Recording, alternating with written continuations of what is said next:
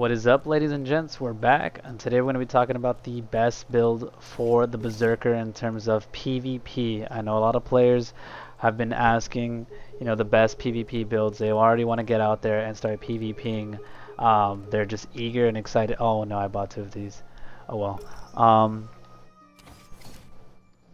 But the thing is, you're gonna for the best, PvP builds for endgame, I guess, would have to be a gear that is basically going to be costing you an arm and a leg.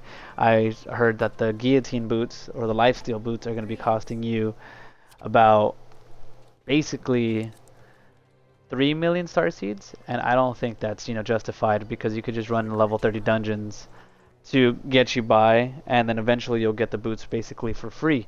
Um, so the boot set, let's just go over the build right now. So the gear that you're going to be using, I have most of it, but some pieces of gear I am missing, mainly because of the fact that I am not exalted in Red Basin, so I don't have the reputation to actually purchase it. I just slept on that part of my game time.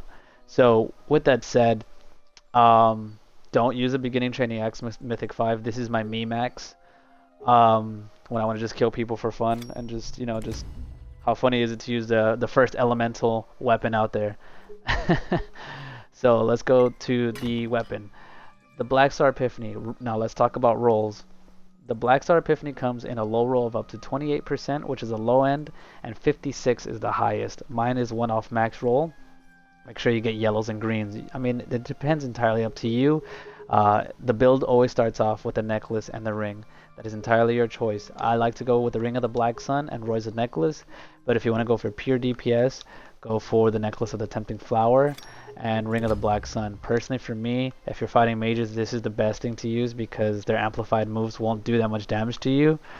But I just can't pass up. Like this is strictly all PvP right here. Look at that, 3,000 extra defense just stock. I mean, it's not, and it comes with 7.5 extra PvP defense plus 7.5 penetration in your attacks. Royce's necklace in the Depths of Corruption. You can't beat it. It's the best necklace in the game for PvP in my opinion. Versus the Necklace of the Tempting Flower, minus 27% critical hit damage from any other class that crits on you. Increased PvP damage of 11.3%. I feel like they should not have put health recovery from gathering. It's completely pointless. This was strictly a PvP item, and they should have added like maybe PvP defense or PvP attack power. There's damage, obviously, plus, but I feel like they could have gone a different approach. Maybe like some defense, PvP defense, or maybe minus penetration for this necklace, because it seems like that was the route that I was going to, but they didn't do that. But yeah, decide on your necklace and your ring, and then from there we can build our character. So as you can see here, I need 11 yellows, 3 whites, and 3 reds. My ring, I need 11 greens. Let's see, 2 purples and 2 reds. Don't ignore people that tell you purples are bad. Purples I always say aren't the best, but they're not exactly the worst. So here I have a Blackstar Epiphany. 49% defense down, and I pair that up, and make sure you remember this, that 2 movesets don't stack, but this specific thing does, because this is a 49% defense down on the axe, and because of the move called Seize. Now paired up with the legs because of guillotine, it causes another defense down. That's about 98% defense down, so 2% off of 100, so basically 100% defense down. Let's just round up, unless you want to be that guy and say no, it's not 100% defense down. And if you want to know what defense down means, just to kind of I'm going to oversimplify it. Let's say my attacks hit for 1,000. I hit for 49% defense down. It's good. Someone just kind of slid into the screen. What's up? 49% defense down is going to be my attack. Let's say it's going to be 1,500 because of defense down. Now I add that with the Seize axe. It's going to be 100% defense down, and now boom, I'm hitting for 2,000. I'm pretty sure you've seen me in Basin hit people for 2 to 3,000. Sometimes on crits I'll hit 6 to 8,000 or 10,000 damage. But yeah, that's 100% defense down. Hey Sarkad, it's good to see you, bro. So that's Sarkad, it looks like. The next item, I would not be using this. Don't do it because this is just a stepping stone totem. Totem of the Forgotten Knight. There's a PvP defense totem, which is right here, which is where you get the Reputation Merchant, which is going to be in the city of Sparios. I have this, it's a 6.8 roll, but I need yellows, so I am not going to be using that. Or maybe I can, we'll see. Now that I have another helmet, we'll see. So with this helm, let's see, the Totem of the Forgotten Knight. The next helm is actually going to be not this one. This one is an HP helm that I'm using to basically pass me by, because I would prefer the defense penetration helm, which is going to be at the Reputation Merchant, as you saw in one of my other videos on reputation gear, which is going to be in the city of Sparios. I'm not going to travel there because I just don't want to waste your time with loading screens. But you know what? I'll just talk about it while I head there so I can show you too. So see you later, Sarkad. I'm gonna have to fast travel right now. Thanks for hanging out. If you do want to just kind of hang out, I am going to be going to Sparios right now. But as you saw in my last video, the defense penetration helm is going to require you to be in Exalted. Exalted is going to take you forever, and I mean forever. So I would get started now while the PlayStation community is completely active. Don't stop. Completely grind it. Even 20 to 27. It doesn't matter what you're doing. Stick to one faction until you are completely done. Because if you do quick play, you might be going to put it to Voss or Send. I mean, at the end of the day, you're going to be doing both. But if you want to get the best gear ASAP and capitalize on it, then I would do it now. So here comes the Send faction armor merchant. When you get to Exalted, you're going to get the defense penetration helm for the Beserker. It's going to cost you a mad amount of points. Not only is it going to take a while, but it's going to cost you maybe not as much as a totem, but like look at that, 3.6 to 6.4% for a B item, but you need Exalted. But that's for penetration. So 6% penetration versus, like I said, the Roizen necklace gives you that to you just for free. It's a higher penetration roll. But people are grinding all the way to Exalted specifically for that helmet, and now just to have that extra penetration. So definitely get that. But for me, since it's a stepping stone build right now, I'm just gonna capitalize and get this extra health that I have here. I have the greens build and I also have the yellows build for two different builds. This is my meme build, but I'll explain that at the end of the video. This is the Dragonite body armor. This is what I'm using for defense, so I do use greens and yellows. It doesn't really matter the roll, like 1712 is 1728 is the max roll, but like 1 or 200 defense is not going to make a big difference, especially on a defense chest piece, because your mitigation, which if you want to know what that is, as you can see on the right side of my screen, there's health, attack, and defense, and there's a percentage number. The more defense you have, the higher whatchamacallit. Let me take this off so you guys can see for yourself.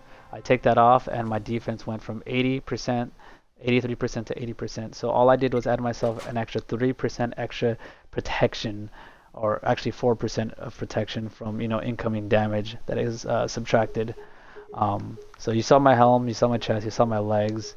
But the thing is, I'm actually going to be toying with the fact of, even though the Dragonite's body armor is something I'm probably going to be using for maybe the first rounds of threes, like this is more for like a threes match, and then I'm probably going to be switching over to a yellows and green for the old Empire body armor, because one of the biggest issues that I face as a Zerker, even though I have pretty good defense down and attack, it is sometimes a struggle to finish the job when people have PvP gear.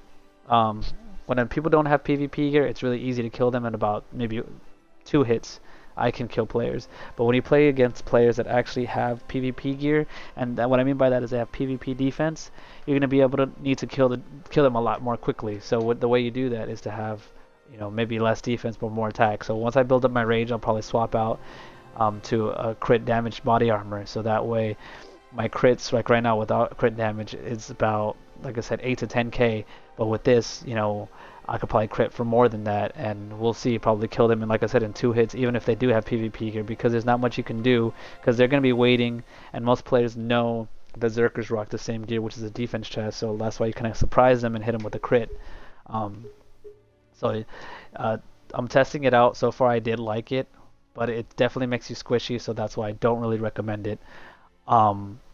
If you do use that, then definitely take off the attack gauntlets. Take that off and rock the defense gauntlets.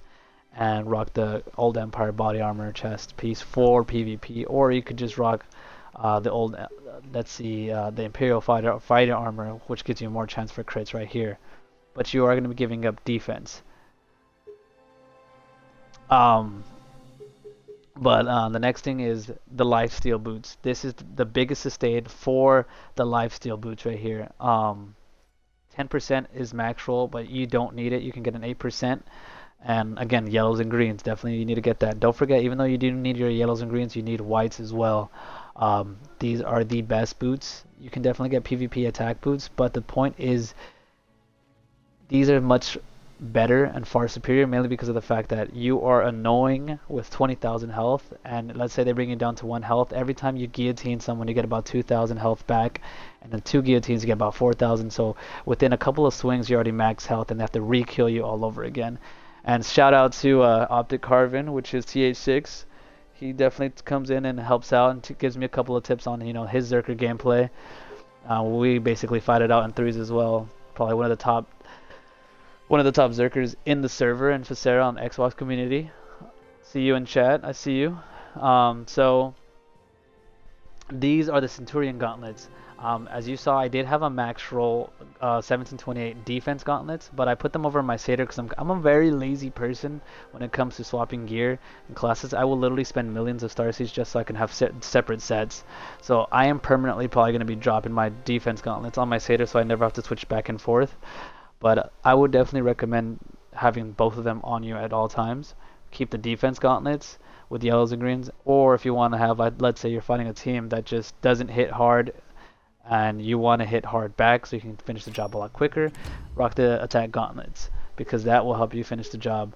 The shoulders are going to be the Dragonite shoulders armor, or let's say you're fighting a good team and maybe you're not able to catch them. Maybe they're just so nimble and quick that they're just not giving you many opportunities to basically control the tide of the fight. There is another set of shoulders that's specific to Zerkers, which is a max roll, which is the Seize Axe. This Seize Axe is probably by far the best thing to have. I have used it in threes. It is extremely useful because it takes people by surprise. So to put it in perspective, I'm going to use Siege right now so you guys can see for yourself. With these shoulders, with a max roll, I don't know if you saw that, but my cooldown on the bottom right, it's basically ready to be used again. So just like that, I can use this over and over. But the thing is, the goal is, this doesn't work when I actually connect the Seize. When I connect the Seize, it actually starts a normal cooldown. So if you read the cooldown time on Seize inside of your blessing, it says, use your axe to lock onto enemy, and hook enemies in a small area in front of you, damaging them and dragging them. And the cooldown is 15 seconds. Now, by minus 2 seconds, it's actually 13 seconds. So it's 13 seconds, but with the Siege shoulders, now minus that by another 7 seconds. So what? So that's 3 and then 4. So that's 6 seconds. Your Siege is basically up and ready in 6 seconds. Alright, but I'm going to take this off so you can see how fast you actually Siege without it. And I don't recommend it if you're going to be... Look at that longer cooldown time on the bottom right. They're going to be able to get away from me, and I won't be able to do nothing. There's nothing I can do about it. I'm literally vulnerable for that period of time, and I can't do anything. Sometimes that's why it's worth it to give up attack power, specifically to have more movesets, especially with rangers that are constantly moving all over the place. Like some of the best rangers on our server, like Eraserhead and Strider, that are always moving. Now the last piece is going to be specifically your choice, but I'm going to vouch for this belt, which is the Old Empire belt, because of the max roll for Fury. Fury is probably one of the most important things in the game to get as a Zerker in Red Basin or threes, because without Rage, you can't guillotine. That's basically the whole point of being a Zerker, is to run around and chase people and guillotine them all over the place. Like honestly, I probably wouldn't even use the Old Empire belt if I got my rage back quicker. So the other belt, like I said, is gonna be the one that's a PvP belt. I have used it. It does give you more attack power, and you can kind of be cheeky, I guess, and use this belt, which is basically the Sen Elite Soldier's belt. The max roll is 8%. I have one that's max roll, but the thing is, you gotta realize that getting your Fury back takes a long time when you don't use the Old Empire belt. For example, on one Whirlwind, that whole process right here would give me half my rage. Now without the belt, I'd probably get like 25%. So basically, I need to Whirlwind 2 enemies to get full rage on one Whirlwind, or Whirlwind the same enemy twice and I'll get full rage on a max roll belt. Now if I was using the Sen Elite belt, I would have to Whirlwind 4 different enemies at the same time to get full rage, or Whirlwind the same player 4 times. So you kind of do the math and tell me what you think, you know, what's the best. But this is the best build for the Beserker. I mean, some people like to use the critical hit damage belt, but I just can't justify using that belt. There is another PvP build. This is specifically for the Blessing Nightwind. I can do a PvP build for Blind Executioner on my next video, but this is the one specifically for Nightwind. If I miss anything, TH6, feel free to let me know. But yeah, I do agree with what you said. If they had a Whirlwind cooldown, I'd rather have like a Whirlwind, cooldown belt, so I can just continuously do Whirlwind. That would be actually pretty neat. Because that's one of the biggest things about Zerkers. You can't when you fight range classes. But that pretty much sums up today's video when it comes to the PvP build for the Beserker. So I hope you guys enjoyed, and if you guys have any questions, feel free to ask in the description box below. And let's go. What's up, enemy? But yeah, don't forget to follow the socials: Twitch, Twitter, and Instagram, which is a Guitarist562, and the Discord is in the description box. PayPal is in the description box. Feel free to support your local residential streamer. I mean, it looks like YouTube's gonna be paying out a lump sum, so I actually might be able to buy both a PS4 and a PC, but we'll see. But if anything, if I do have to choose between the two, I'm probably gonna be moving over to PC because that community is gonna be starting fresh. But yeah, that's it, guys. Well, hope you guys hope you guys liked it. I'm gonna be taking off right here. I'm gonna restart my stream and do some mount taming. I'm probably gonna be taming some ostriches, so take it easy, guys. If you guys have any ideas on what you need help on for the next video, feel free to ask, because you guys are the new players and you guys are the ones with the questions. I'm the one with the answers for the most part, or at least I try to be. But thanks, guys. Stay blessed.